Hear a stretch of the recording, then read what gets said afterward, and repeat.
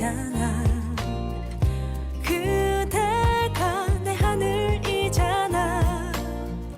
후회 없는 삶들, 가난했던 추억 나 행복했다. 아빠야 약해지지 마. 네 속을 걸어도 난 감사하니까. 아빠야 어디를 가야 당신의 마음처럼 살 수 있을까. 가장 큰 별이 보이는 우리 동네. 따뜻한 햇살 꽃이 피는 봄에 그댈 위로해요. 그댈 사랑해요. 그대만의 노래로. 따뜻한 바람이 부는 봄날 그대와 이 길을 함께 걷네. 아련한 내 맘이 겨우 닿는 곳에 익숙한 골목 뒤에 숨어 있다가 그대 오기만 기다린 그때가 자꾸만 떠올라. 가장 큰 별이 보이는 우리 동네. 따뜻한 햇살 꽃이 피는 봄에 그댈 위로해요. 그댈 사랑해요. 그대만의 노래로.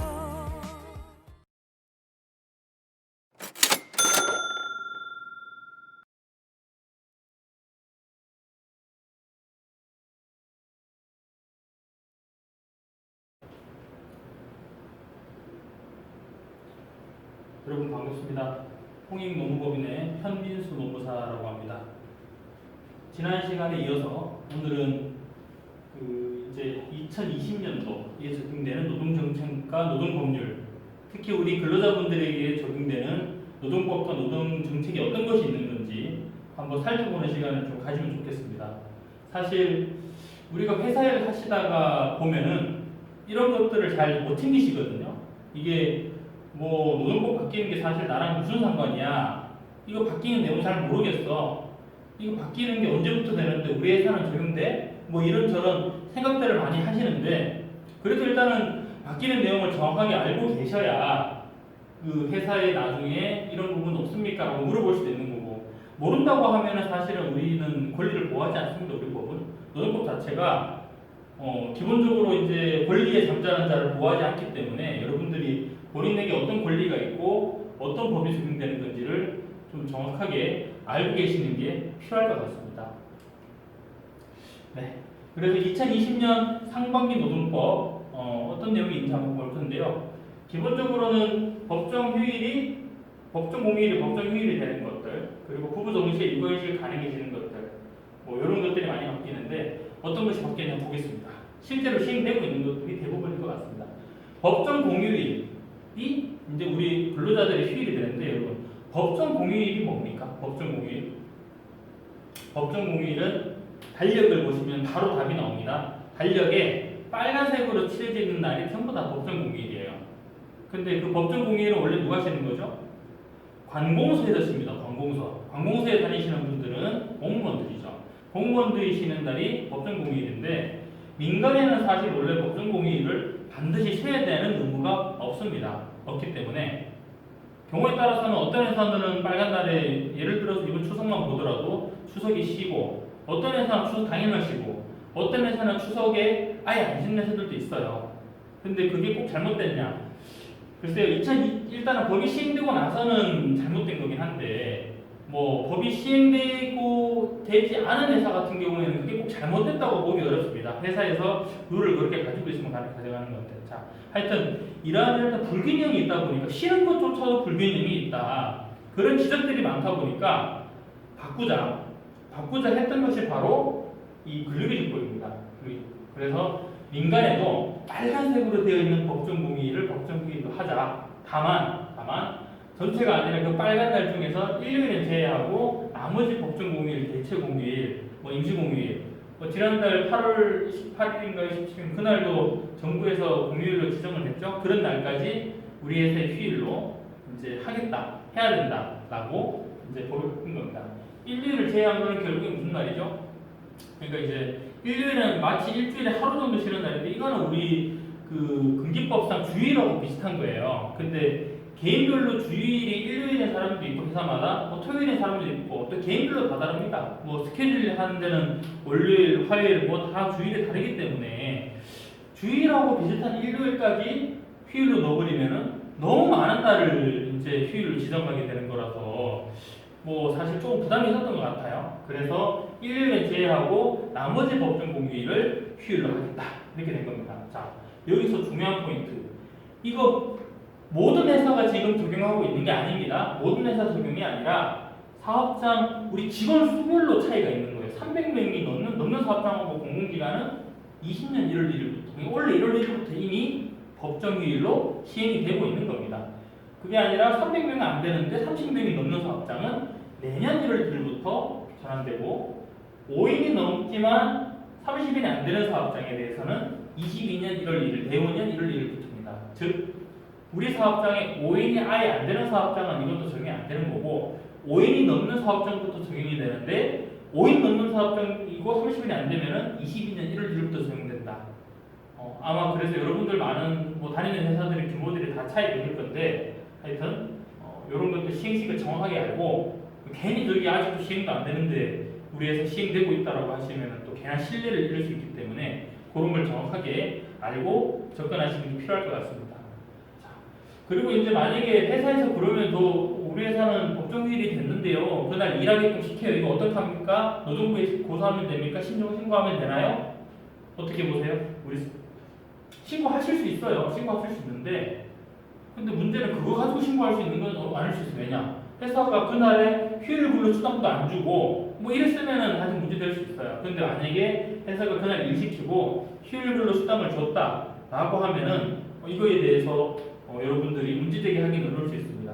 그리고 또 하나 그 회사가 다니시는 회사가 그럴지 모르겠는데 근로자 대표를 뽑아서 그 근로자 대표하고 사장님이 서면 합의를 해서 공휴일하고 평일하고 바꾸는 그 계약을 할 수 있어요. 예를 들어서 우리가 지금 모레부터 수성 연휴죠. 이제 9월 30일부터 9월 30일인데 내일하고 스위치하는 거예요. 29일 날에 쉬고 30일 날 나와서 일해라. 근로자 대표하고 서면 합의만 있으면 그렇게 대체하는 것도 가능할 수 있다는 겁니다. 그래서 그렇게 되면은 추가 수당도 없고 그냥 30일이 29일하고 토요일 연휴하고 평일이 바뀐 거예요. 그렇게 얘도 휴일 대체가 가능하다라는 거. 여러분들이 숙지하고 계셔야 나중에 조금 크게 불이익을 안 받을 수 있다. 이런 걸 좀 말씀드리고 싶습니다. 다음으로 육아휴직입니다. 우리 자녀가 있는 분들은 사실 애 보는 거에 대한 관심이 되게 많으실 것 같습니다. 저도 집에 우리 꼬마가 2명이 있어요. 큰애는 아들이고 4살이고요. 작은 애가 딸내미인데 2살이에요. 2살인데 둘을 보는 게 엄청나게 힘이 듭니다. 아기를 보셨던 분 혹은 아기를 낳아서 키우고 계신 건 아시겠지만 한 명일 때도 힘든데요. 2명은 더 힘들어요. 뭐 옛말에 뭐 하나나 둘이나 별 차이 없다라고 하지만 그런 건 말도 안 되는 소리인 것 같고 하나보다 둘이 확실히 힘듭니다. 자, 이 말씀을 드리는 이유가 우리가 원래 기존에 우리 남녀고용평등법은 육아휴직을 어떻게 쓸 수 있었어요? 한 명 있으면 배우자가 우리 애가 하나인데 그 아이에 대해서 쓰고 있으면은 다른 배우자는 못 썼어요. 그러니까 동시에 못 쓰게 만들어 놓은 거죠. 이거 왜 이렇게 만들었냐 사실 좀 이해가 안 되긴 합니다. 이해가. 그러니까 이게 어찌 보면 이럴 수 있죠. 원래 육아휴직이라던 제도가 없었던 시절에서는 자, 육아휴직을 만드는 것 자체만으로도 회사에 큰 부담일 것이야. 이런 생각을 해서 자, 애를 볼 사람이 전혀 없을 때 빼놓고는 회사 일을 해. 라는 생각이 아니었을까? 저는 그런 지금 의심이 들어요. 그러다 보니까 한 명이 애를 보고 있으면은 나머지 사람은 사회활동하고 경제활동을 하면 되는 거고 굳이 둘이 집에서 애를 볼 필요가 있겠느냐 이랬던 것 같아요. 그러다 보니까 배우자가 쓰고 있으면 동시에 못 쓴다 이랬던 것 같은데 바뀌는 거예요. 바뀌어서 자, 2020년 2월 28일에는 같은 명료에 대해서 배우자가 육아휴직을 하고 있는 근로자를 제외하고 있었는데 그걸 드러냈죠. 그 말은 즉슨 배우자가 쓰든 말든 나는 육아휴직을 조건 맞으면 쓸 수 있다 라는 게 된 겁니다. 자, 그런데 이거 한번 잘 보시면은 근데 저도 이제 이게 바뀌어야 될 필요성이 있다고 봅니다. 왜냐하면 개정정법에 따르면은 예를 들어서 우리 뭐 배우자 중에 한 명이 주부예요. 남자가 주부일 수도 있고 여자가 주부일 수도 있는데 주부인데 주부가 뭐 하는 일이 많죠. 우리 와이프도 주부인데 지금 애를 보고 뭐 가정 집안일도 하고 여러 가지 하는데 주부가 있는 집에서 배우자가 주부인데 제가 육아휴직 쓸 수 있습니까 없습니까? 쓸 수 있죠. 그럼 둘이 같이 애를 보는 거예요. 근데 반면 둘이 맞벌이에요. 맞벌이면은 하나만 쓰고 하나만 못 쓰게 되는 거니까 아니 조금 이상하다는 거죠. 배우자가 가서 일을 하면은 쓸 수 있고 못하고 회사를 다니고 있으면 하면 못 써야 되나? 이 굉장히 논리적으로 약간 챌린지가 많았던 겁니다. 실제 저도 사실 좀 이상하긴 했고요. 요게 이제 시행이 됐으니까 그런 거 상관없이 두 명이 동시에 쓰든 한 명이 쓰든 주부가 있는 집이든 없는 집이든 쓸 수 있는 건 똑같다. 로직은 평평이 맞다. 뭐 이렇게 보실 수 있지 않나 생각이 듭니다. 자, 다음으로 육아기 근로시간 단축. 자, 우리 육아휴직 제도하고 비슷무리한 게 육아기 근로시간 단축 제도가 있어요. 육아휴직은 1년 동안 아예 휴직을 해서 쉬어버리는 거고요. 육아기 근로시간 단축은 뭡니까? 쉬는 건 아니고 하루 근로시간의 일부만 근무하고 나머지 시간에 대해서는 뭐 애를 본다든지 등원을 시킨다든지 그렇게 육아에 쓰는 걸 말합니다. 자, 하여튼 이거는 일주일에 15에서 30시간까지 이제 그렇게 근무할 수 있는데 이 육아기 근로시간 단축도 사용할 수 있는 기간이 바뀌었어요. 근속 기간이. 원래 육아휴직은 지금 현재 이 법 개정하기 전에도 6개월 이상 6개월 이상 근무를 하면은 1년간의 육아휴직을 쓸 수 있었어요. 1년간에. 근데 얘만 육아휴직 근로시간 단축만 1년 근무를 해야 1년에 육아휴직 근로시간 단축을 쓸 수 있다. 이 두 개가 안 맞아요. 근데 원래는 사실 두 개 똑같이 1년 근무를 해야 육아휴직 5월 육아기 근로시간 단축을 쓸 수 있다였는데 2018년도 5월달에 남녀고용법이 개정이 되면서 육아휴직은 6개월만 근무해도 1년 쓸 수 있다 이렇게 바뀐 거예요. 바뀔 때 얘도 같이 바뀌었어야 되는데 얘가 안 바뀐 거예요. 뒤늦게 알고 보니까 이게 통도 말이 안 맞는 거예요. 왜냐하면 이거는 육아휴직을 쓸 수 있는 사람이 안 쓰고 육아기 근로시간 단축을 쓰는 제도인데 두 개가 쓸 수 있는 조건이 다르면 이게 말이 안 맞는 거거든요. 그래서 바뀐 거예요. 20년 1월 1일부로 바뀌었습니다. 자, 그리고 마찬가지로 육아휴직과 마찬가지로 같은 용려를 위해 배우자가 육아휴직을 하고 있는 근로자가 신청하는 경우, 그러니까 동시에 남녀 동시에 육아휴직이든 육아기 근로시간 단축이든 동시에 할 수 있는 걸로 바뀌었다. 이거는 2월 28일부터. 뭐가 됐든 간에 지금 신청하고 지금 육아휴직이나 육아기 근로시간 단축 쓰시는 분들에 대해서는 바뀐 기준을 적용하면 문제 없을 것 같습니다. 자, 출산휴가 급여입니다. 사실 이게 출산휴가 급여라고 하는 거는 사실 큰 의미가 없을 수 있어요. 이건 결국에는 자, 우리가 출산휴가 여러분들이 가시면은 이게 유급입니까 무급입니까? 월급이 나옵니다. 유급입니다. 그래서 그 기간에는 이제 사업주들이 통상임금을 줍니다. 한 달 통상임금, 30일분 통상임금을 주는데 이게 꼭 회사로부터 다 안 받고 일부는 회사로부터 받고 일부는 정부로부터 받죠. 두 군데서 받습니다. 그 정부로부터 받는 금액이 올라갔다라는 거예요. 이건 그래서 여러분들이 받는 금액이 올라가는 건 없어요. 여러분들이 받아야 되는 출산휴가 급여 중에 회사 부담분이 줄고 정부 부담분이 늘었다. 뭐 이 정도로 보시면 되는 거라서 상관없습니다. 자, 그리고 우리 남녀 고용공인급여는 그 육아 지원 제도 외에 가족 돌봄 제도가 있습니다. 가족 돌봄 지원 제도. 가족 돌봄 지원 제도는 가족 돌봄 휴직 원래 있었던 그다음에 가족 돌봄 휴가 그리고 가족 돌봄 근로시간 단축 이 세 가지가 있어요. 근데 가족 돌봄 휴직부터 먼저 아셔야 돼요. 바뀐 내용을. 자, 가족 돌봄 휴직은 원래 뭐냐면은 내 직계 그러니까 나의 부모님, 나의 자녀, 나의 배우자의 부모 이렇게 사실 한 단계로 이렇게 걸쳐져 있는 그런 이제 가족들이 사고 나거나 질병하거나 뭐 이렇게 아픈 경우에 대해서 1년에 90일까지 휴직을 쓸 수 있는 제도입니다. 한 번 쓸 때는 최소 기간이 30일씩 쓸 수 있는 거예요. 다만 이 휴직은 무급입니다, 여러분들. 무급인 거 알고 계실 거고 원래 이런 제도가 있었는데 요거를 좀 활성화시켜야 되겠다 싶은 거예요. 여러분들은 뭐 저랑 세대가 똑같을지 아닐지 모르겠습니다만 과거도 그러고 지금도 그러고 조부모하고 생활하는 우리 아이들이 많이 있습니다. 조부모랑 실제 그 조부모를 조부모하고 둘이 사는 데도 있고 육아 문제 때문에 조부모님께서 봐주시는 경우들도 있는데 그렇게 조부모와 손자 관계 간에 그렇게 이제 그러한 관계라든지 충분히 있기 때문에 기본적으로 이제 이 조부모하고 손자녀를 가족의 범위에서 기존처럼 뺄 필요는 없다라는 거거든요.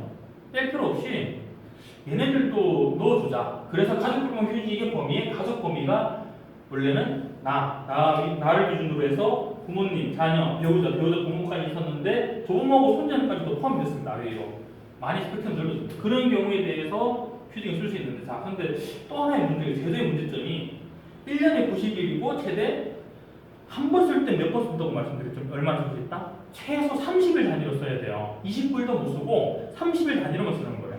그래서 제가 30일을 쓴다고 가정해 볼게요. 아까 제가 가족 돌봄 휴직이 유급이라고 했습니까? 무급이라고 했습니까? 돈이 안 나가면 무급이거든요. 뭐 지원금도 특별히 없어요. 그런데 가족 돌봄 휴직을 써버리면 그날 월급이 다 안 나오면 30일 써버리면 쓰기가 매우 부담이 되는 제도입니다. 부담이. 내가 충분하게 뭐 모고산 지장 없으면 쓸 수 있는데 지장이 좀 있으면 쓰기 어려운 거죠. 그러다 보니까 활성화가 안 됐다. 그래서 자 그러면은 요거를 조금 쪼개서 휴가 단위로 쓸 수 있게끔 제도를 개편해 보자 해 나온 게 가족 돌봄 휴가입니다. 가족 돌봄 휴가는 특이한 게 아까 말씀드렸던 그 조부모나 손자까지 추가했던 그런 휴직 사유, 가족 돌봄 휴직 사유 외에 추가적으로 자녀의 양육이라는 사유가 추가됩니다. 이게 굉장히 중요한 겁니다. 기존에는 애가 아프거나 사고 나거나 부모가 아프거나 뭐 이랬을 때만 쓸 수 있는데 자녀 양육을 위한 휴직이나 하루를 쉰다라는 거는 제도적으로 없었거든요. 자녀 양육에서 자녀 양육은 뭐냐면은 우리 그 자녀가 입학식, 뭐 졸업식을 하거나 혹은 뭐 저기 어딥니까 소풍을 가거나 운동을 가거나 학예를 하거나 뭐 이렇게 예를 들어서 뭔가 학교에서의 활동을 할 때 사실 제가 휴가가 있으면 가면 돼요. 근데 휴가가 없잖아요. 없으면 연차를 다 써서 없으면 갈 수 있는 방법이 없는 거예요. 회사가 허용하지 않으면. 그런 경우에 쓸 수 있게끔 1년에 10일, 최대 10일까지 하루 단위로 쓸 수 있다. 그 사실 이제 이렇게 되면은 이제 그 급여의 부담이 별로 없는 거죠. 급여 자체가. 하루씩 깐다고 해서 뭐 크게 무슨 큰일 날 일은 아니니까. 어찌 보면은. 물론 하루씩도 중요합니다만은, 사실 조금 더 우리 직원분들이 이게 선택하기가 조금 쉬워졌다 이런 말이죠. 가족돌봄 휴가를 쓴다는 거는. 그래서 그렇다. 그 사실 가족돌봄 휴직은 매직이 하나 있는데요. 마법이 하나 있는데 여러분들이 좀 알고 계셔야 될 것 같습니다. 가족돌봄 휴직은 1년에 90일, 가족돌봄 휴가는 1년에 10일 쓸 수 있다고 말씀드렸는데 자 그러면 이걸 매년 이렇게 쓸 수 있습니까? 매년 90일씩 휴직 사유만 있으면 매년 10일씩 가족돌봄 휴가 쓸 수 있어요? 쓸 수 있습니다. 왜냐하면 매년 쓸 수 있게 돼 있어요. 노동부도 그렇게 해석을 하고 있습니다. 쓸 수 있고 또 하나 가족돌봄 휴가 10일은 가족돌봄 휴직 1년에 90일 범위에 10일이 들어갑니다. 자, 그 말은 뭡니까? 가족돌봄 휴가 10일을 다 쓰면은 가족돌봄 휴직을 쓸 수 있는 거는 80일밖에 없다라는 거죠. 네, 그래서 그 두 개의 상관관계 가족돌봄 휴직의 일수 안에 가족돌봄 휴가가 들어가 있다라는 걸 여러분들이 알고 계시는 게 필요할 것 같습니다. 자, 다음으로 가족돌봄 아까 전에 가족돌봄 지원제도 중에 휴직, 휴가, 근로시간 단축이 있다고 했는데 세 번째 근로시간 단축입니다. 자, 요거는 앞에서 봤던 가족돌봄 휴직 중에서 가족돌봄 여기에는 자녀 양육은 없습니다. 자, 가족돌봄을 위한 사유 혹은 본인이 질병, 사고 나는 경우, 은퇴준비, 하급기간. 자, 가족돌봄 등을 위한 근로시간 등이 중요해요. 등. 가족돌봄은 등, 가족돌봄 외에 얘들이 중요한 거예요. 얘들 물론 가족돌봄을 위해서 근로시간 단축하는 것도 가능한데 등에 해당하는 요 3명, 요 3사유가 해당이 되어서 근로시간을 줄일 수 있는 제도는 사실 최초입니다. 최초. 그러다 보니까 많이 관심 갖고 있죠. 특히나 관심 많은 능력이 학업입니다. 학업이나 혹은 은퇴준비. 내가 이제 인생의 인고작을 해야 되겠다. 이 회사를 떠나서 제2의 인생을 살아가야지. 그럼 교육을 들어야 될 거 아닙니까? 그래서 조금 빨리 퇴근하고 좀 수업 들어가고 학업. 공부를 내가 해야 되는데 못하면 공부를 하고 싶은데 거기 수업 시작이 6시 시작이에요. 그럼 조금 빨리 퇴근하고 이동해서 가야 되는 뭐 그런 것들이죠. 이거는 일주일에 15시간에서 30시간까지로 근로시간을 줄일 수 있는 겁니다. 이만큼을 줄일 수 있다는 게 아니고 결국에는 일주일에 근로시간이 15에서 30이 되도록 줄일 수 있다. 이렇게 보시면 됩니다. 이런 사유를 통해 가지고 근로시간 단축을 한 기간은 얼마나 되냐? 기간은 기본적으로 다 1년입니다. 1년 할 수 있어요. 1년 할 수 있는데 가족 돌봄이랑 본인 질병 사고 은퇴 준비 요 세 가지 사유들은 플러스 2년이 돼요. 1 플러스 2. 그러니까 이걸 한 번 하게 되면은 3년 할 수 있어. 3년을 하게 되면은 3년 동안 근로시간 단축한 채로 가는 거예요. 별도 페널티 없이 여러분들이. 자, 그리고 마지막 학업 기간은 여러분들 학업을 좀 하고 싶긴 하지만 얘는 유일하게 연장이 안 됩니다. 그래서 1년밖에 못 해요. 근데 자, 그러면은 이게 이런 의문이 들겠죠. 아니 이거는 그 가족 돌봄 휴직 이런 것처럼 평생 회사 다니면서 평생 뭐 저기 할 수 있는 게 아니면 매년 이렇게 할 수 있는 게 아니면 뭐 나중에 또 할 수 있는 거야. 이런 제도를 어떻게 운영할 수 있는지 좀 헷갈리시는 분이 있어요. 근데 먼저 그 자리에 이것도 먼저 보겠습니다.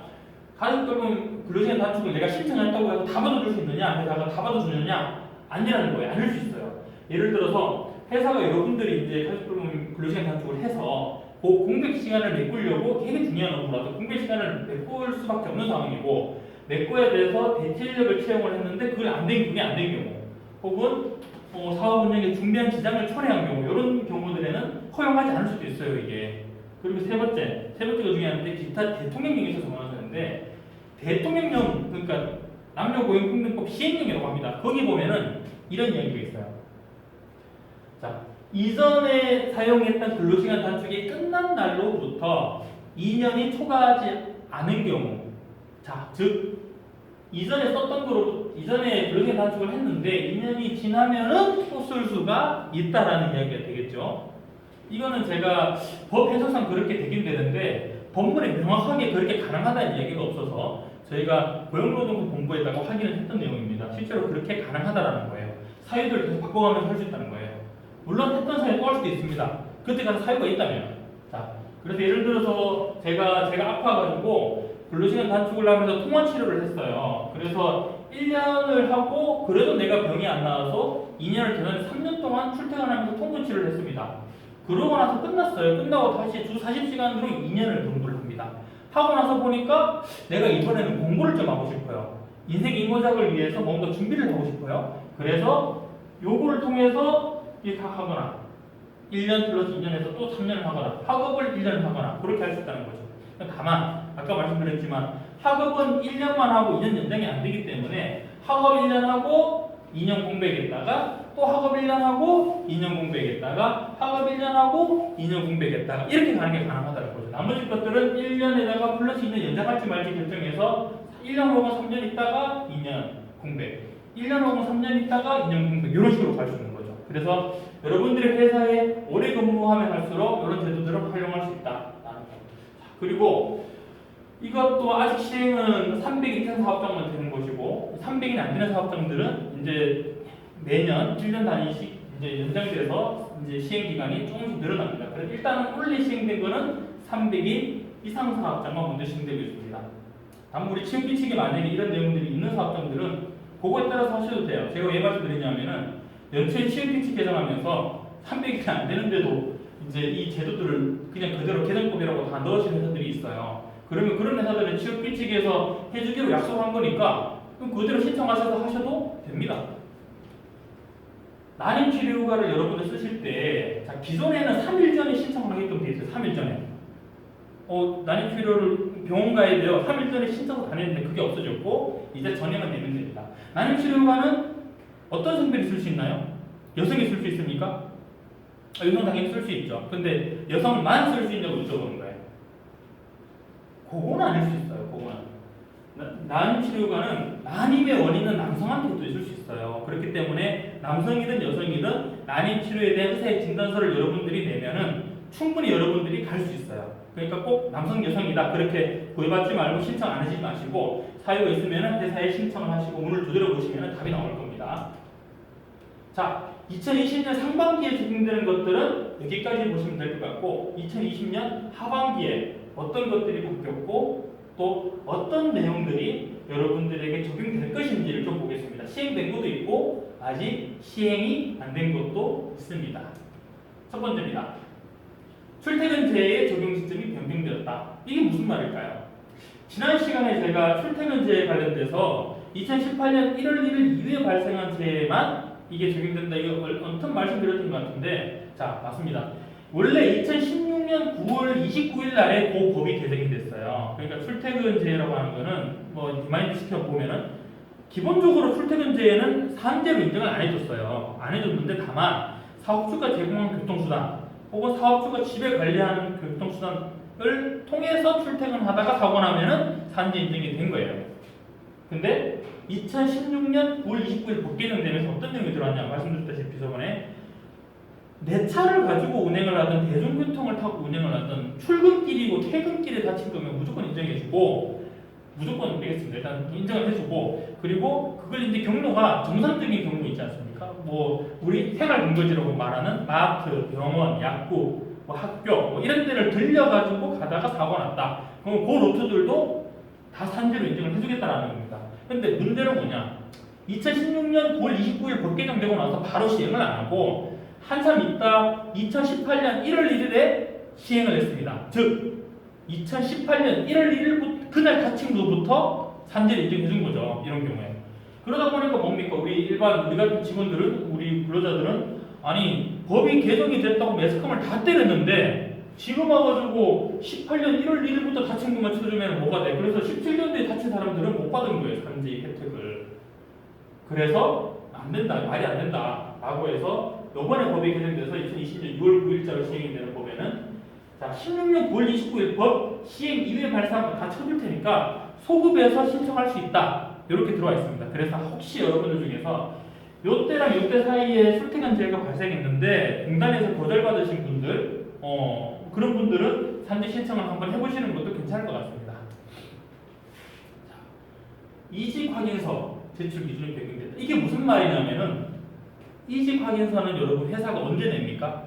여러분들이 퇴사를 하고 나서 여러분들이 실업급여 받으려고 사실 이것저것 많이 준비하시는데 그때 회사에서 요거를 노동부에 제출을 합니다. 그러면은 여러분들이 제출한 근로계약서, 뭐 사직서, 뭐 이런 것들 하고 이런 자료들 하고 요 회사가 냈던 이직환서 두 개를 놓고 내용을 비교를 해서 이 사유가 맞다. 그러면 실업급여가 나가는 거고 두 개가 안 맞네. 그러면 회사든 여러분이 좀 확인해가지고 안 맞으면 안 맞는 대로 확인해서 실업급여를 안 줄 수도 있고 뭐 그런 제도인데 이게 이제 반드시 회사가 내는 제도가 아닌 게 돼버렸어요. 그러니까 8월 28일 날에 법 개정이 돼가지고는 법 개정이 되어서 기본적으로는 아니다. 기본적으로는 산재가 조금 이게 여러분 잘려서 나오시죠 여기. 제가 이거는 교재를 좀 드리겠습니다. 교재를 드리겠습니다. 이거 제가 잠깐 잘려서 보이는데 하여튼 이직 확인서를 제출하는 의무적인 제도를 폐지해서 결국에는 실업급여 주는데 의심이 되는 경우에만 제출하게 됩니다. 회사가. 여러분들 사실 이제 뭐 여러분들하고 상관 있는 건 아닌데 여러분들이 퇴사할 때 회사에 이직해서 내라고 말하실 필요가 없는 거예요. 그 회사는 낼 수도 있고 안 낼 수도 있다. 이렇게 보시면 될 것 같습니다. 자 그리고 실업급여의 부정수급 처벌이 강화됐습니다. 자 10년간 3번 이상 부정한 방법으로 부직급여를 받았거나 받으려 한 사람.